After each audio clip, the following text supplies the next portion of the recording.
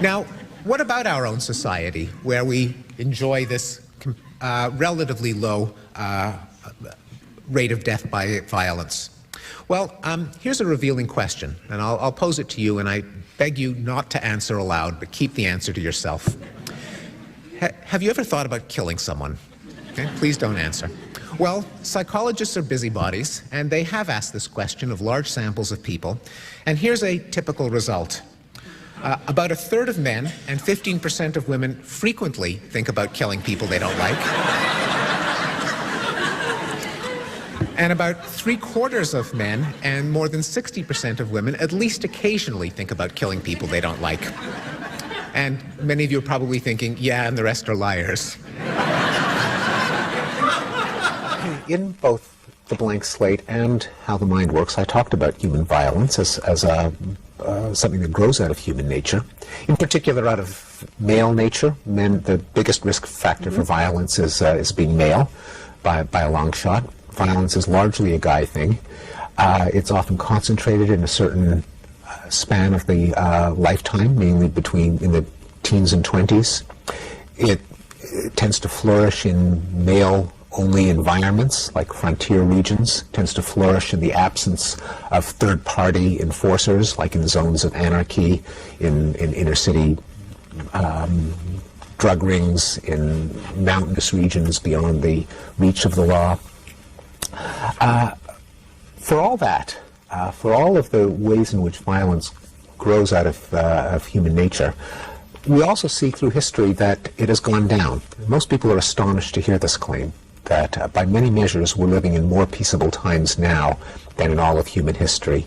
Rates of homicide in all Western countries have plummeted from what they were a few hundred years ago.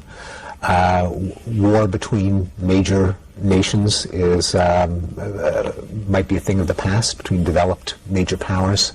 We don't have as many forms of gruesome mutilation and torture and capital punishment as you would find in England a few hundred years ago, and many other ways in which we've become nicer. This hasn't been a biological change, or at least most of it couldn't have been, because it's just too recent. A lot of it is just in the last 60 years. So what allows us to live more peaceably, even though I think we still have some of these violent inclinations, which we see in our taste in entertainment. Entertainment is as bloody as ever, but we do less of it in real life. I don't think any scientist would say or claim that it delivers certitude, but it is designed to increase confidence. That's different from certitude. As evidence comes in, you revise your beliefs accordingly. But if we didn't have some kind of accumulation, if we didn't get a better and better picture of reality, albeit never certain, then there'd be no point in having science if it was just shifting fashion. That, I think, very much speaks against the scientific spirit. While acknowledging that scientific conclusions, like any knowledge, is other than mathematical certainties, they're always tentative. They're always subject to revision. Nonetheless, we do get better and better at it. Our confidence in certain things does increase. Otherwise, there really would be no point. I mean, I think scientists ought to hold two beliefs. There is a truth, and I don't know what it is. but you do your darndest to try to find out.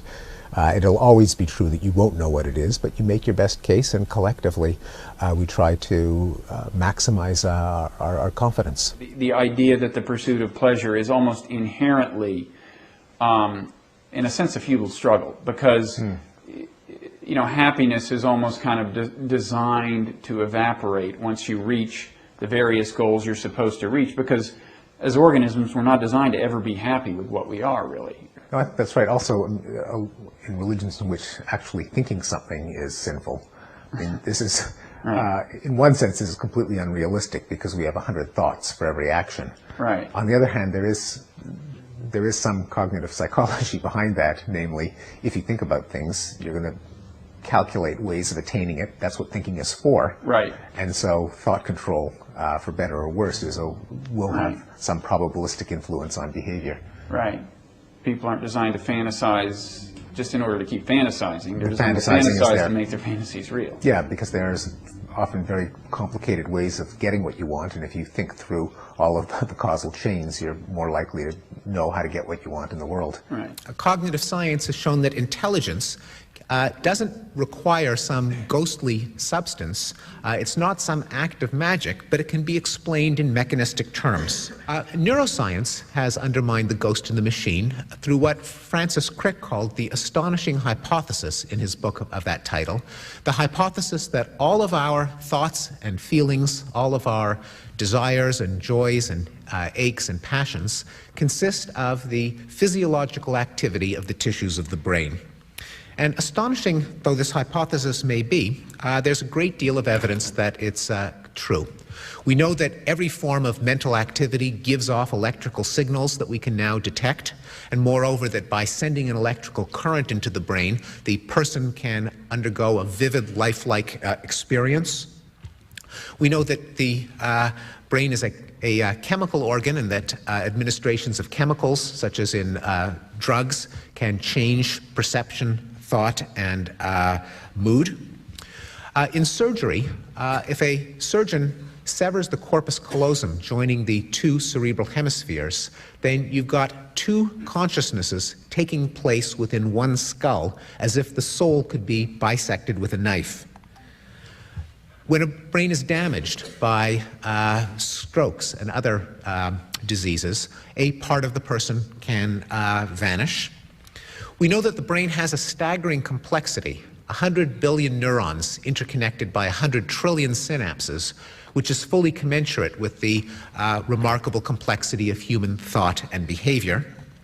And there's every reason to believe that when the brain dies, the person goes out of existence, despite intensive efforts by a number of 19th century scientists. No one has been able to figure out a way to communicate with the dead.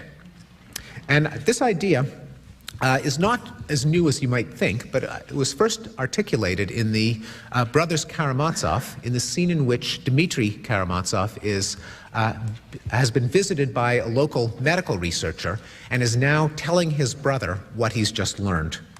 He says, imagine, inside, in the nerves, in the head, there are sort of little tails. I look at something with my eyes, and when they begin quivering, those little tails, an image appears. That is, an object or an action, damn it. That's why I see and then think, because of those tails, not because I've got a soul and that I am some sort of image and likeness. Rakitin explained it all to me yesterday, brother, and it simply bowled me over. It's magnificent, Alyosha, this science. A new man's arising. That I understand, and yet I am sorry to lose God. There's a psychologist named Andrew Stolman who did a thesis in this department where he tried to assess the understanding of evolution among people who believed in the theory of evolution, good guys like our buddies, and found that the majority of people who were pro-Darwinian systematically misunderstood the theory. You give them questions as to how does Darwin's theory work, they give you the wrong answer. Yeah. So it isn't just ignorance versus knowledge, it's also affiliation with certain groups, and in a sense, it's an extension of the culture wars, the red state, blue state divide. And it would be, I think, shallow science on our part if we diagnose the problem as simply due to not enough information. Although surely more information is better, and surely clearer information is better. In particular, not just flooding people with conclusions or hitting them over the head with what scientists believe, but retracing the inferential steps. That is, why are scientists so convinced that Darwin's theory is true? It's not because you have your God, we have our God, Darwin's our God. That would be the worst way to convey it.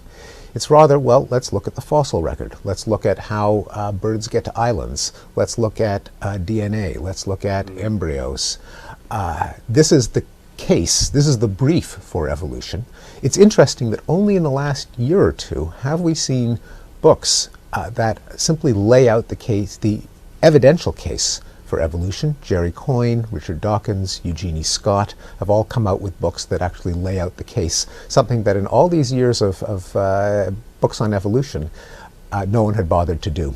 That is a positive sign, and likewise in other debates such as global warming, the economy, health issues, to lay out the logic so that any curious person can then recreate in outline how scientists got to their conclusions, I think that would go part of the way toward remedying this gap. An alternative way of thinking about it is that sentience is something that is an aspect of having a highly articulated set of internal representations that evolved for an evolutionary purpose.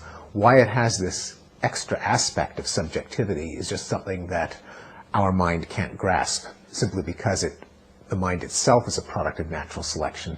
And just as some of these questions about morality make your brain hurt at a certain point, and you run out of the resources with which to think of alternatives or to take a high enough bird's eye view in which to say something sensible about why it's that way as opposed to some other way, my own gut feeling is that the question of why sentience exists might be like that.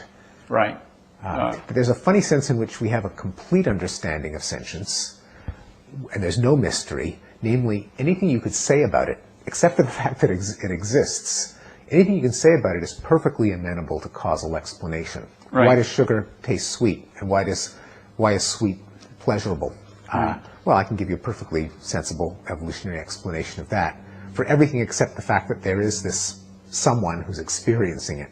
But if I say, what is it that you're experiencing? And you say, well, I want more of it, it puts a smile on my face, and so on. Everything you say about it, I can explain in old-fashioned evolutionary terms. So there is something maddening about it in that it's, on the one sense, completely comprehensible, and in the other sense, bafflingly incomprehensible. And what that makes me think is that we've run into some limitation in our own mind, akin to the one that makes it very difficult or impossible for us to understand that time came into existence with the Big Bang. Right. Well, what do you mean time started then? Well, what was it like before that? No, you're not supposed to think before that. There was no before that. Forget your ordinary way of thinking about things in terms of before and after. And my sense is that the puzzle of first-person subjective experience is a bit like that. It's a point at which it's a circle that we fall into that makes me think that there's a rule of the thinking game that is making us a victim of this, but that ultimately we may not need any notion of purpose or some other intelligence that gave it to us. It may fall out of it for reasons that our mind can't quite grasp. One view is that there is actually a discipline devoted to topics that the human mind is incapable of understanding, and that discipline is called philosophy. Right. And most philosophers hate that characterization, but it was one of them, Colin McGinn, who suggested that philosophy is the study of problems that the human mind is incapable of understanding. Yeah. But it has a natural affinity to religion, and McGinn points out that virtually every problem in philosophy has had a religious explanation historically. Free will, consciousness, morality, knowledge. And often the specific religious explanations get debunked or are no longer tenable in light of science, and yet the problem itself remains unsolved. There's often some nugget, some kernel that remains unsolved. Yeah. That's interesting.